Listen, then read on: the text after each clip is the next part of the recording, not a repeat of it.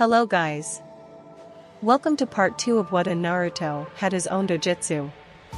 This will be a shorter video as I'm planning to post a new what if. I will still be continuing all the other what if fanfictions on my channel. If you have not, check out my other channel Shadow Kage. Another reminder to check out my Discord channel. Both my Discord channel and my other channel is linked in the description. Let's begin.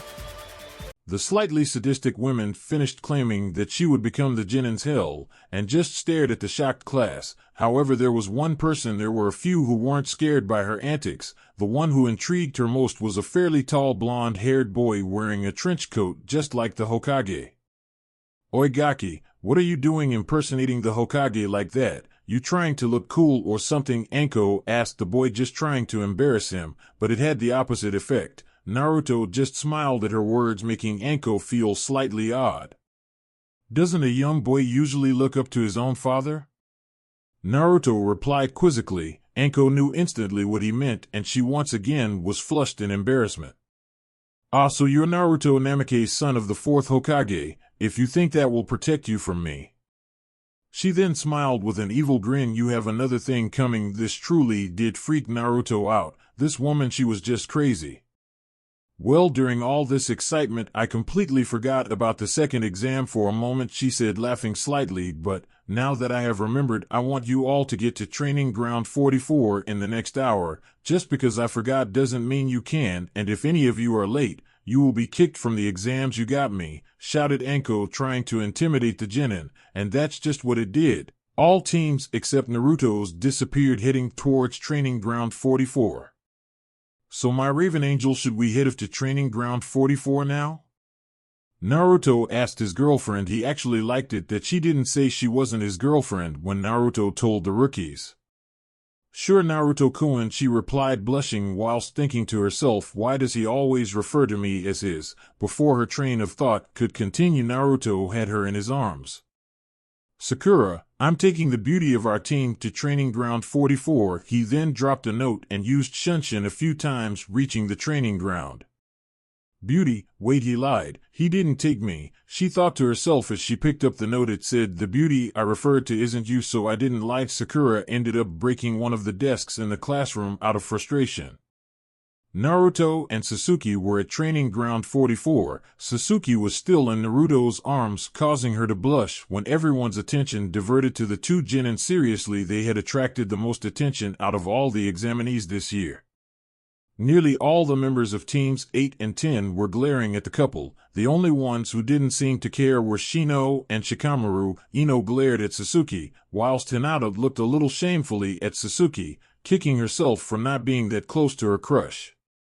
Chuji and Kiba were pissed. Naruto was the best ninja of their graduating class, and he also gets the best girl in their opinions. He was just hogging everything. They kind of resented Naruto's existence. The couple knew they were being glared at, but Naruto was reluctant to let go of the blushing Sasuke. He knew she enjoyed it, but thought it was a better idea to just stand together. He would relinquish all contact though. He made sure he was holding her hand, which she happily accepted. Naruto was getting attention by many kunoichi. They all looked at the boy with hearts in their eyes. A few didn't, such as Tenten and Yujito, but most just looked mindlessly at the boy. Sasuke tightened her grip on his hand, closing the small distance between them so they were side by side. No one was stealing her Naruto away, she thought to herself. Then she realized, did I just refer to Naruto-kun as mine? Oh crap, I really do like him more than a friend, she thought, feeling slightly flushed. Sasuke then felt a strong wave of hate hit her. It wasn't a wave of jealousy, this was one of hatred. Someone in the crowd wanted her dead, and she didn't know who. She decided to shrug it off and tell Naruto afterwards. Sakura arrived at the scene, rushing over to Sasuke and Naruto, who were laughing and joking with each other whilst most ninja looked at them with disbelief. They didn't know how they could be so calm in a situation like this.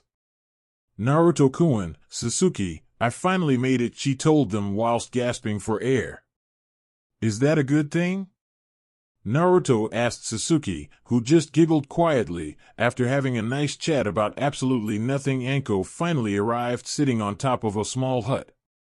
"It's good to see that you're all here." that means more blood will be spilled, Anko said with a twisted smile. Well, I might as well tell you about the second exam, so you better listen. Behind me is the 44th training ground, also known as the Forest of Death. Anko could hear a few knees shaking and continued, there are wild animals that can kill you or you can kill them for food. When you enter the forest you will be given an earth scroll or a heaven scroll. You will then search for the scroll you don't possess. Once you have both a heaven and earth scroll in hand, you head to the tower in the center of the forest. It is exactly 10 kilometers into the forest. You have 5 days for this test. You're not allowed to open the scrolls until you reach the tower. Now before we begin you have to sign these papers so I am not liable for any deaths in the forest. If one person from your team doesn't sign, none can enter. You will be given 15 minutes to sign the papers. When you all have signed papers, please go to the hut over there and you will receive a heaven or an earth scroll. When she finished talking, she handed each genin a compliance form for them to sign. So what will you do now, little Namakes? Will you continue to act brave or will you run like a wimp, thought Anko whilst watching the genins. Naruto and Sasuke looked at the forms as if they were nothing. They had a safety net though because of their tenants. Confidence radiated from the two. Sakura, on the other hand, was contemplating on backing out. Before she could do anything, Naruto told her, if you back out now, I will never speak to you again. This influenced her to sign the papers instantly. He enjoyed how he had her wrapped round his finger. It was slightly cruel, but he couldn't not enjoy it. Are you ready for this, Raven Angel? Naruto asked Sasuke, who blushed. She kind of enjoyed her nickname. She needed to think of one for Naruto someday, maybe after the second exam. Sasuke then nodded to Naruto's question. Don't worry, Sasuke-chan, I won't let anything hurt you, I promise. His words caused Sasuke to smile brightly. Naruto loved her smile and dedicated himself to seeing it more often as it was one of his favorite sights. Team 7 received a heaven scroll and lined up at gate 12. Meanwhile, all the other teams had also lined up. Like silver-haired ninjas said before the first exam, Team 7 were attracting a lot of attention, and many teams still left in the game were targeting them. Teams 8 and 10 wanted to attack Team 7 as well, mainly for the jealousy factor. The males wanted Naruto's blood whilst the females wanted Sasuke's, and all of them wouldn't mind killing Sakura off.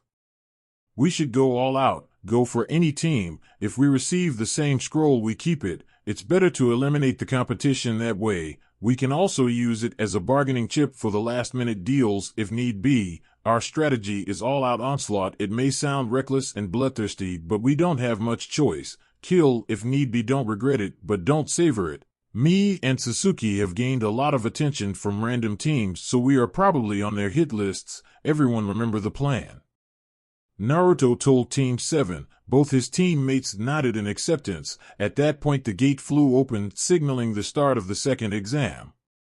All the teams ran into the forest. Many spoke of attacking that strange blonde ninja, whilst a man from the hidden grass licked his lips in anticipation. Anko, who was outside the forest, already heard screams. What she didn't know was that it wasn't from two teams clashing. It was from betrayal by the weird grass ninja, who was now adorned in a black robe with red clouds all over it. You're mine, Naruto Namakes, he screamed, flying into the forest at an unbelievable speed, on the lookout for Team 7. It's just a matter of time, the snake commented.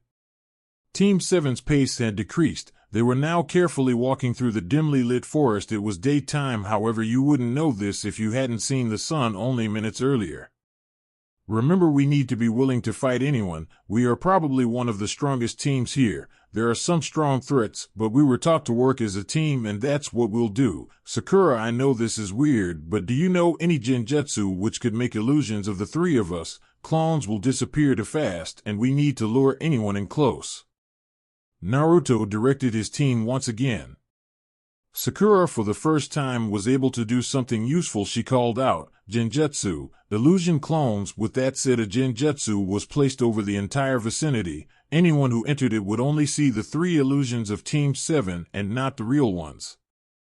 Team 7 decided to hide in the illusion. It wasn't long until their first prey arrived. The person was wearing a black robe with red clouds. He seemed quite odd as he kept muttering comments that didn't sound too sane. The man looked in the direction of the real Team 7. "Found you, Naruto Namakes," shouted the man. Team 7 looked shocked how this man could see them. The genjutsu was of A rank. No non-dujitsu genin should be able to see through it.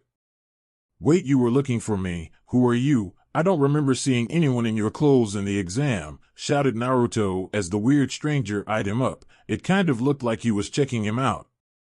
I'm Orochimaru, the snake Sannin, the guy who should have been the Yondaime, not your father. Oh, and I am glad you mentioned my clothes because it shows the world what I am. I am a man who hunts for Jinchuriki to take them back to our organization. When I saw you, I just knew what Sarutobi-sensei did, and he did it to such a brilliant specimen. I can achieve my personal and occupational goal in one go. Sorry, but you're coming with me. The man appeared straight next to Sakura and sent her flying. The pink-haired girl cracked her head off the tree, knocking her unconscious. Once again, Sakura showed Team 7 how much use she truly was. That's right, she was of no use.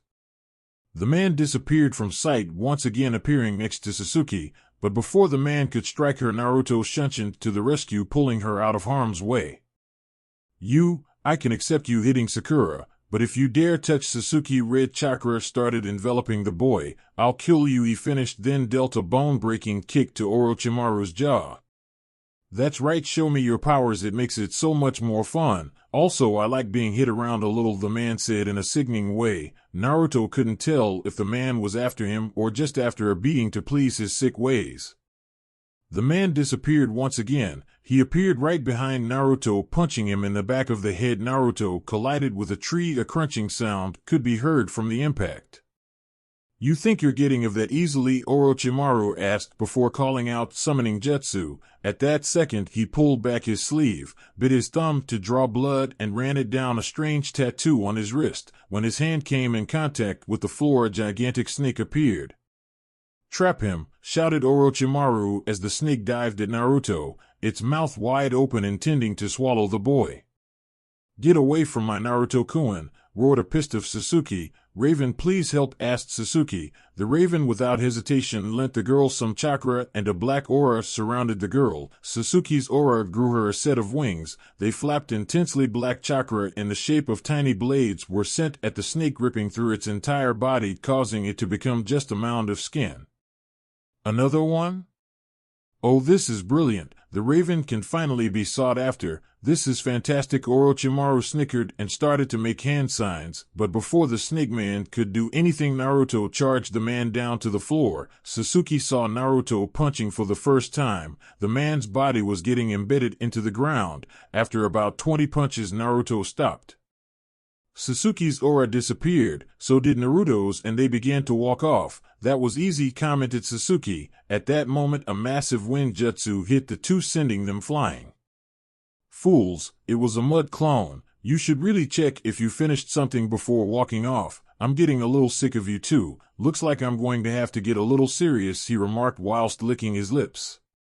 Orochimaru was next to the two genin and quietly whispered, just kidding, and quickly bit down hard on both of their necks. I have been wanting to escape the clutches of Akatsuki for a while now. If I can gain two powerful creatures on my side, I might be able to achieve this. You will come to me one day, and at that time, I will welcome you with open arms, Orochimaru told them before disappearing. Unbelievable pain surged through the two's bodies. They collapsed minutes later, the pain overriding everything. All they could do was think of the pain as they drifted into unconsciousness.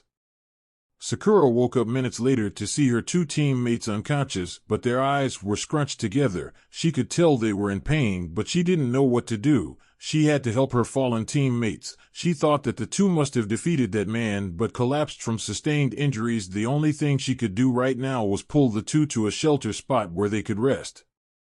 Sakura came to a clearing. At the end of it was a path of earth that had been raised upwards, creating a small cliff edge. Below it were roots of a tree that once occupied that plot of earth. It looked like a good shelter spot. Sakura first of all placed them both safely under the tree. Then she laid down some obvious traps. Hidden behind those were some well-hidden ones, thus making it a double trap. The only sound team in the exams were one of the many teams after Team 7. They were also the only ones who were close to Team 7. The three watched Sakura, who was clearly terrified. She wasn't the worst ninja, to be perfectly honest, but if she had to fight an entire team, her chances of success were well zero. Team Sound sent a squirrel with an explosive tag on its back towards Team 7. Sakura lobbed a kunai at it, forcing it to retreat into the forest. Team Sound snickered. There must be a trap, one of the males told the Sound team. They all nodded and charged out of the bushes. They, like Orochimaru, had other motives other than what it seemed. They were actually ordered by their village's leader to badly injure Naruto and take him back to Otogekyure.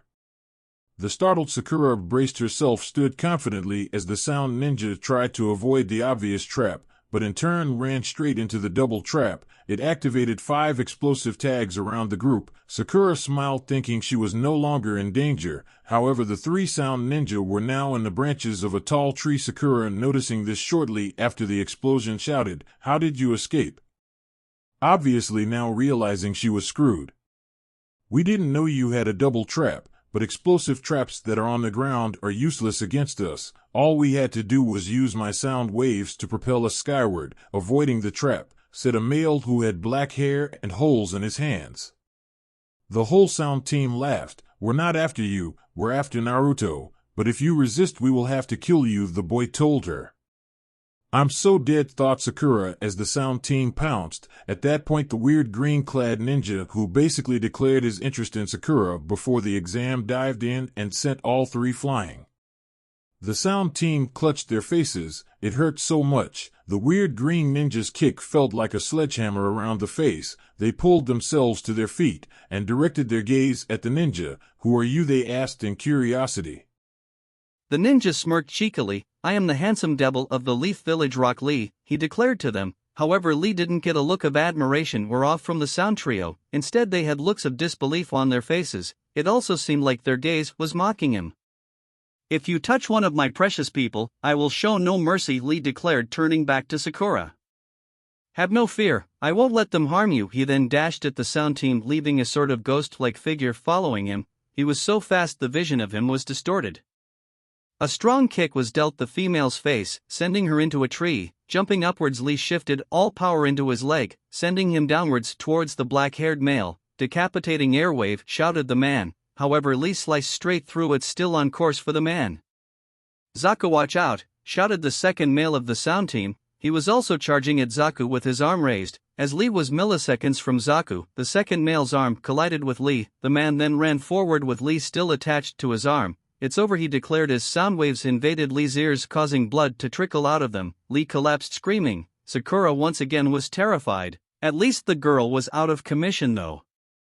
Zaku raised his hands. "It's over, Pinky." "Extreme decapitating airwaves," he roared, sending an even stronger concentration of air towards Sakura. "Why am I so useless?" Sakura thought to herself, imagining her death from the attack. Sakura, with eyes securely shut, wondered where the pain she was supposed to feel was. "Help," gurgled Zaku. "Why is that guy sounding like he's in pain?" thought Sakura. Curious about this, Sakura opened her eyes to see a blood-soaked Lee with his hand gripping Zaku's throat strongly. Lee took the full brunt of Zaku's attack and even got in close to have Zaku at his mercy. "Like I said, I won't let anyone hurt you, Sakura," Lee said with a voice that obviously showed his true pain. "It's over," Lee said, crushing Zaku's throat. The man fell limp as blood left his mouth. "I don't like to kill, but when someone tries to kill someone precious to me, I don't really care about the consequences." Lee then ran lopsided towards the stunned second male of the Sound team, screaming, "Shadow of the Dancing Leaf," which sent the man flying into the air. Lee then appeared right behind him in midair, calling out the attack, "Shadow of the Dancing Leaf," again as the bandages on Lee's arms engulfed the man. "It's all over for you as well, Primary Lotus," Lee declared rather quietly. The attacks he had been dealing and receiving were taking their toll. Lee spun violently in midair with the man held firmly by the bandages. At unbelievable speed they both crashed into the ground. Lee jumped out of the impact, but the other man took everything. Lee had ended the man's life right there and then as he was buried deeply into the ground. Lee was now stumbling and dropped to his knee, breathing heavily. Sakura ran over to the boy. "Lee, that was amazing. Are you alright?" she asked, sounding rather worried. Lee smiled slightly, thinking to himself, "Guy-sensei, it worked. I look so cool." He then fell unconscious. He couldn't stay awake anymore, it was too hard. "Lee, Lee," shouted Sakura. Whilst this was happening, the female Sound member finally got back to her feet. The saw her fallen teammates. She knew it couldn't have been the girl who had killed them. It must have been that green-clad ninja. A feeling of anger flushed over the girl when she saw the unconscious Lee. Seeing that the ninja was only being protected by the pink-haired ninja, she charged with an intent to kill Lee. she would deal with Naruto afterwards. "You're dead," she roared, running on her one-way path to Lee. Sakura heard the female's voice and stood up instantly. "I may not know this man much, but he protected me from you guys, so I'll protect him," she declared as she was making a hand sign. "Genjutsu, bound earth," she declared as the ground encased the girl's feet, stopping her in her tracks. "I guess I have to make my first kill someday," she spoke up. These words stuck fear into the sound female. "But, if you cooperate, I'll let you go, so think you can answer some questions?" The sound female nodded. She didn't want to die, especially to such a pathetic ninja. "Good, now who sent you to get Naruto?" Sakura demanded. "We were sent to collect Naruto by our village's leader," the girl replied, still trapped in the genjutsu. Sakura nodded. However, she still had a few other questions to ask though. "Why would your leader want Naruto? I know he is a good ninja, but there must be a reason for it. Is it perhaps because he is the Hokage's son?" she asked curiously. This was the second time today that someone was after Naruto. When the girl nodded to Sakura's question, Sakura started to get odd vibes and asked her final question, which would confirm her theory. "Is Orochimaru the leader of your village?" she asked. The female sound ninja froze up. Sakura knew it was Orochimaru, so added one final question which would confirm it. "Okay, does your leader have something against the Hokage?" When the girl nodded, Sakura knew it was Orochimaru. "Well, I have no more questions for you. I thank you deeply for answering them," Sakura said sarcastically as she approached the girl. "Shame answering them wasn't enough for me," she said as she buried a kunai into the girl's throat. Seconds later, the last sound ninja died, choking on her own blood. Sakura was filled with a sort of disbelief. She couldn't believe she actually murdered someone in cold blood. She was only playing with the girl when she talked about making her first kill. She didn't think she would actually go through with it. Sakura was surrounded by collapsed people, 3 dead, 3 alive. It was now a torn battlefield. Collapsing to her knees, she held her head in her hands, sobbing quietly. She then realized one last thing. Did these sound ninja have a scroll? She crawled over and finally uncovered an earth and heaven scroll on the male whose head was buried into the ground. The only consolation of this event was the fact that Team 7 no had one of each scroll. She then placed the spare heaven scroll in Lee's hand, hoping it would be useful. Many hours passed, and Sakura was still watching over Naruto and Sasuke. She also watched over Lee. Naruto and Sasuke were having their own internal battles over the weird bite that Orochimaru had done. Their inner demons had told them it was a cursed seal and that they were dealing with them, but they had to be patient and endure the pain until it could be eradicated. 2 more hours passed and both Naruto and Sasuke had awoken. The cursed seals were gone, but small amounts of pain still remained. They saw the dead bodies sprawled outside of their whereabouts and both asked Sakura, "What happened?" Sakura jerked nervously and held out an earth scroll before she spoke. "Well, they came to take you, Naruto. They were ordered by their village's leader to do so. They were about to attack me when Rock Lee saved me." She then pointed to the green-clad ninja, to which both Naruto and Sasuke raised an eyebrow too. She continued, "He killed the 2 males for us, then collapsed. I then decided to stop the girl from hurting Lee by using a genjutsu on her. I then asked questions about why they were after you. One thing, Naruto, you know that man Orochimaru, I believe he is the Sound Village's leader, so he was seeking revenge on your father." Naruto shivered slightly. He knew that he wasn't just after him about his father. Sakura then finished her story. "I don't know what came over me. I killed the girl after she told me what I asked for. It was an instinct. I checked the ninja for scrolls and they had a heaven and earth scroll. I decided to place the heaven scroll in Lee's hand for his help. Now we can pass the second exam," she declared. Sasuke and Naruto couldn't believe it. They missed out on something so exciting. They were also kind of proud that Sakura was able to do something without them. "I guess we only have one thing to do," Naruto declared, catching the attention of both females. "We will look after Lee and try to find his team at the same time. It's the least we can do for him." These words made Sakura smile brightly. Naruto was just glad that she didn't jump on her. Team 7 only had a few minutes to search before they ran into Lee's team. Before they could get angry, Naruto informed them that he saved them, and in gratitude they gave him a spare heaven scroll. It seemed to increase the ties between the 2 teams. Most people would run off. Team Guy thought, "Well, we must be going. When Lee awakens, please tell him that we're eternally thankful and we'll meet in the final rounds," Sakura told Team Guy before Naruto used Shunshin whilst holding both of them, thus making them disappear from the area. "We have both scrolls now, Niji. Shall we head off?" Tenten asked the leader of Team Guy. Niji nodded, picked up Lee and headed towards the tower. Niji was now curious about Team 7. Why did they do such a thing? He would find out one day. Team 7 arrived at the tower. They entered the giant structure, propelling the door open, then entered. On the wall was a scroll with a poem on it. Everyone but Naruto ignored it. When he saw the name Sarutobi Hiruzen at the end, he bowed slightly to show his appreciation. Team 7 opened the Heaven and Earth scroll at the same time, and when a fizzing noise was heard, they dropped them. Smoke appeared from the scrolls. When it cleared, a lone figure was standing in front of Team 7. Two-sen shouted Naruto, whilst the other two shouted Hokage-sama. Naruto, Sasuke, and you too, Sakura, I'm glad that you made it past the second exam, he said cheerfully. He then spotted two small holes on both Sasuke and Naruto's necks and inquired, "What are those marks on your necks, you two?" Both Sasuke and Naruto looked up at the man and said words of disbelief to Minato.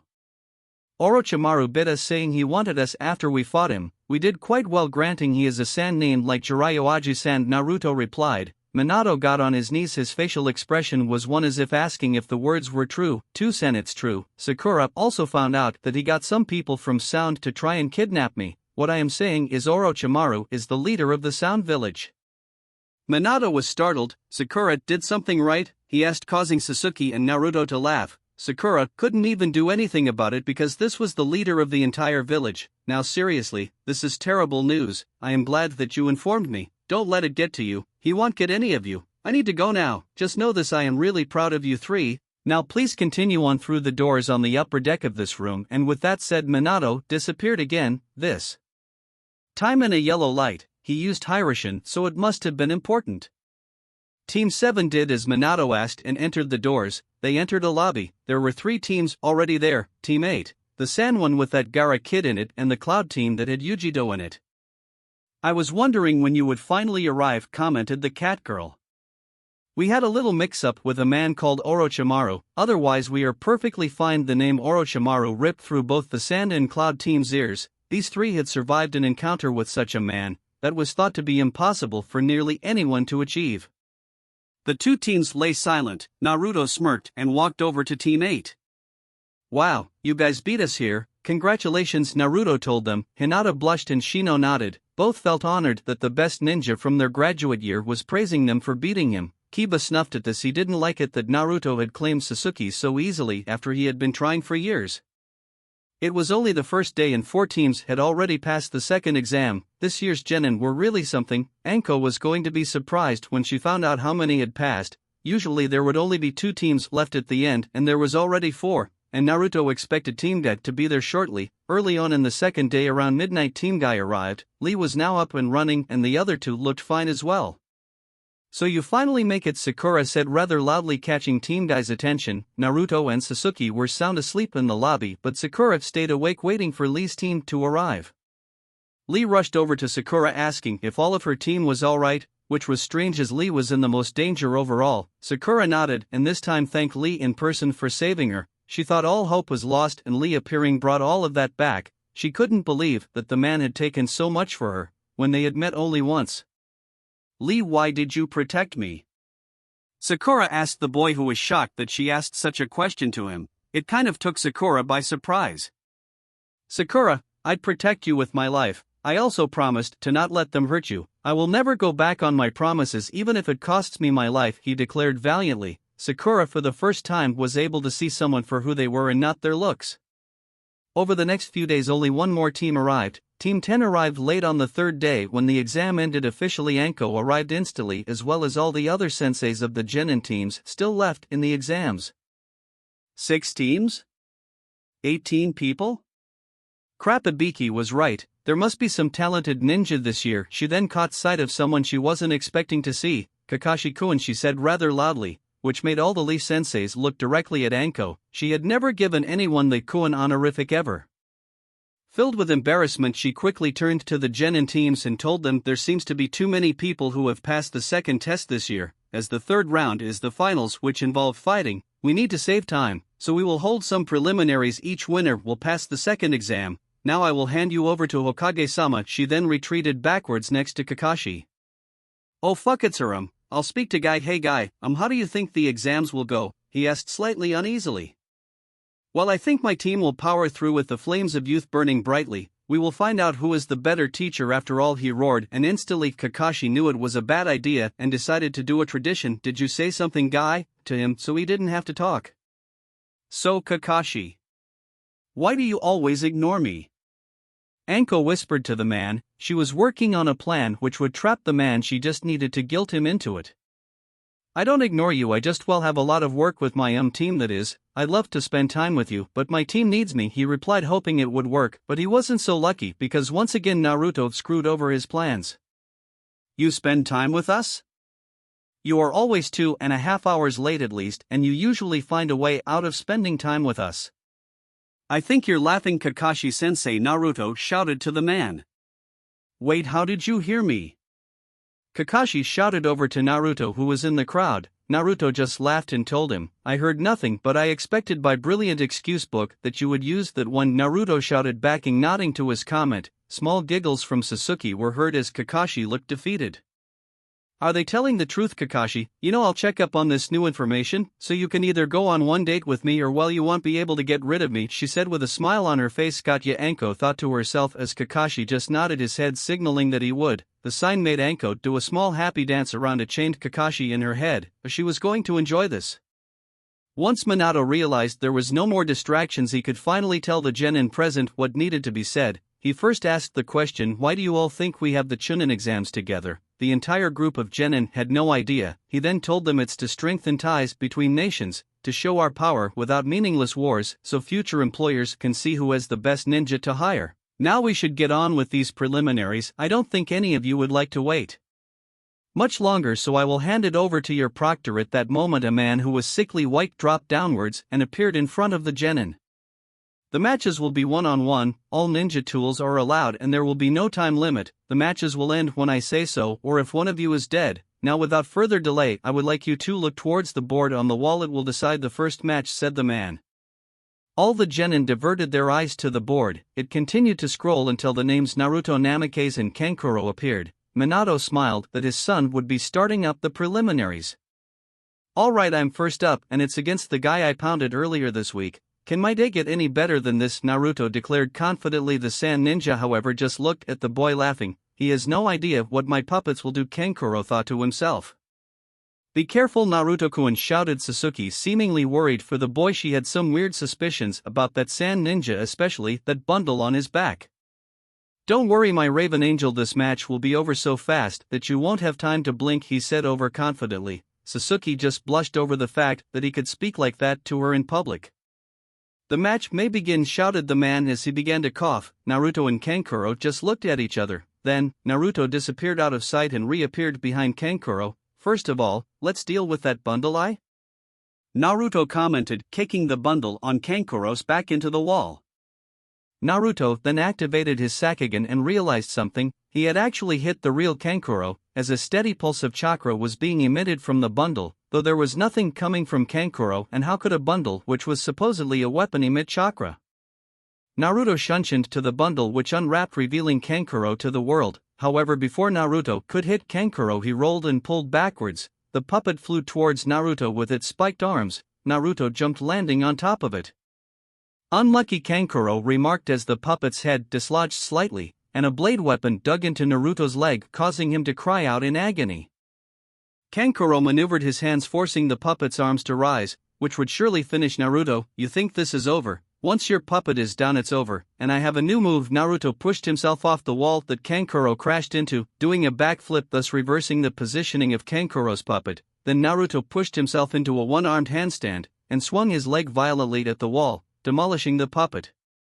Working quickly, Naruto did a few hand signs and called out wind style, Grand Tornado Jutsu. At that moment a massive tornado crashed into Kankuro, but Naruto wasn't done. He shunshined next to Kankuro, who was flying in midair, and caught the male's head between his feet. Using his power he spun himself whilst being in a horizontal position. The violent spinning made Kankuro's whole body collided with the north wall of the arena. Naruto brought himself to his feet whilst Kankuro was out for the count. That was my blossoming rose. It has the same workings as the Goken style's lotus, but mine is a horizontal spin which basically disorientates and gets the same power if I collide with something. That's what makes it perfect for indoor fighting. Naruto finished off. The proctor declared Naruto the winner. In knowing this, Naruto shunshined up to the stands whilst a broken Kankuro lay bloody on the floor below. Naruto-kun, that was amazing, said a flock of his female fans. Even Temari and Yujito had to admit that he pulled off a good comeback. Naruto smiled joyously even though he was feeling excruciating pain in his leg from being impaled. Sasuke-chan, you like? He asked jokingly. All the girls once again scowled at Sasuke, who just laughed it off and continued to speak with Naruto. That was amazing. How did you think of such a technique? She asked with curiosity, to which Naruto just laughed slightly. What's so funny? She shouted, feeling slightly embarrassed. If you were listening, you would have realized it's my version of the lotus. I have been reading up on the Goken style and realized I can adapt some of my moves, he told the girl, who just nodded. Now I think you should get ready for your fight, Sasuke-chan. I wouldn't want to be in the finals without you, he told the girl, who blushed slightly.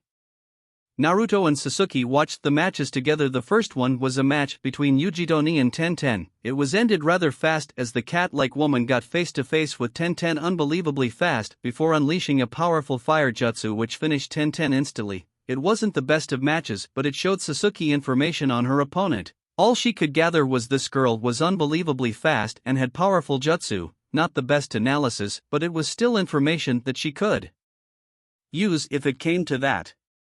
The next match was one that made Naruto finally realize that he had true competition. The person known as Gaara was facing Shino of Team 8. The match was finished without Gaara even having to move. He manipulated his sands so fast that Shino couldn't do anything about it. Shino's bugs kept Gaara's sand at bay for a while, but eventually it seeped through, breaking on Shino's bones easily. After that, Shino forfeited, knowing he stood no chance. Many people all around the stadium felt fearful towards Gaara from that point on. It wasn't his techniques, it's how he carried himself. His attitude was sadistic when he was attacking, even smiling when Shino cried out in pain. Everyone hoped to avoid the man dubbed by Lee the Sandman.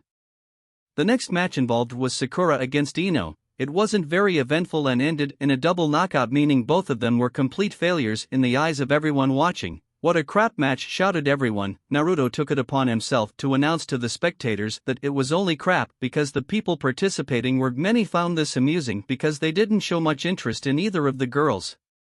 The next match was between Rock Lee and Choji Akimichi. Now Sasuke and Naruto could finally see how good Lee was. Of course they knew he saved them, but they wanted to witness his abilities for themselves. Lee didn't disappoint. It was the fastest match of the preliminaries yet. Lee dealt a bone-cracking kick to Choji's face, knocking him out for the count. Naruto looked at Lee with admiration. Rock Lee, looks like I have some more competition. Seriously, that taijutsu of his will be a formidable opponent if we ever square off, Naruto thought after the fight.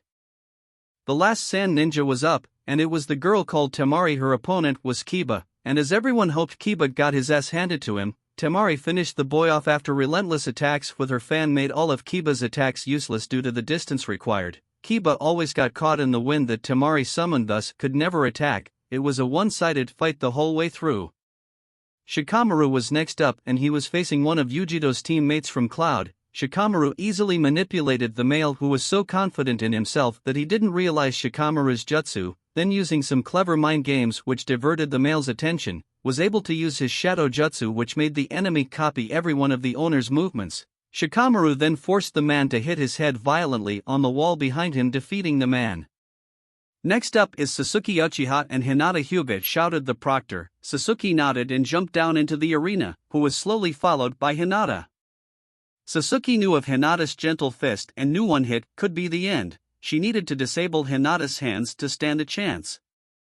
The proctor started the match and both instantly activated their dojutsus. Sasuke started to make hand signs. She knew of one technique that would help her. It was the technique she used by accident against Yujito. It was the one of the moves that belonged to the Yamaton bloodline which the Raven bestowed.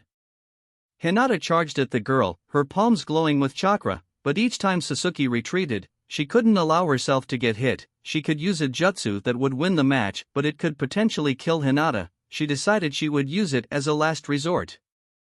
Hinata continued to send wave after wave of palms towards Sasuke, who was avoiding them for the sake of her life. Sasuke then looked up to Naruto, who was cheering her on violently. She then turned to Hinata and declared, "I have more than just one bloodline limit." Hinata Hyuga. These words shocked everyone, especially Hinata.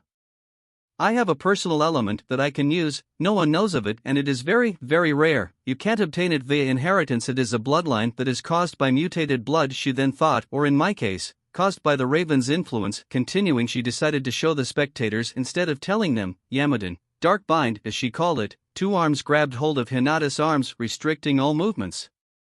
I'm not trying to kill you with my next attack, Hinata, but if I do realize that I didn't mean to. After saying this, Sasuke's arm set ablaze, darting at Hinata with an arm outstretched. She yelled Kaizuki, and just as her arm was about to penetrate Hinata, the proctor got involved and stopped her. Winner is Sasuke Uchiha, the proctor announced. Sasuke was glad that she didn't have to hit Hinata with the attack, but nothing else would stop the girl, that she was sure of. Wow, Sasuke, I never knew about that weird technique you used. All I can say is I don't really wish to fight against that. He then looked down to the arena and continued, but it's good that you won. It wouldn't be the same without you in the finals with me. He nodded and looked down to the final match, which was over before anyone got a chance to really see anything. Neji instantly hit the chest of the Cloud Ninja, nearly killing him. The preliminaries are now over. Could all victors please come down to the arena, and all losing participants please leave via the doors, asked the proctor. With that said, Ninja piled out of the tower, leaving the Hokage, senseis, Anko the proctor and the 8th victorious ninja left in the tower. There will be 4 first-round matches for the 3rd exam, which will take part 1 month from now. The winners of those matches will go to a semifinal, and then the final will take place. Now the matches are as followed. Naruto Namikaze vs Rock Lee.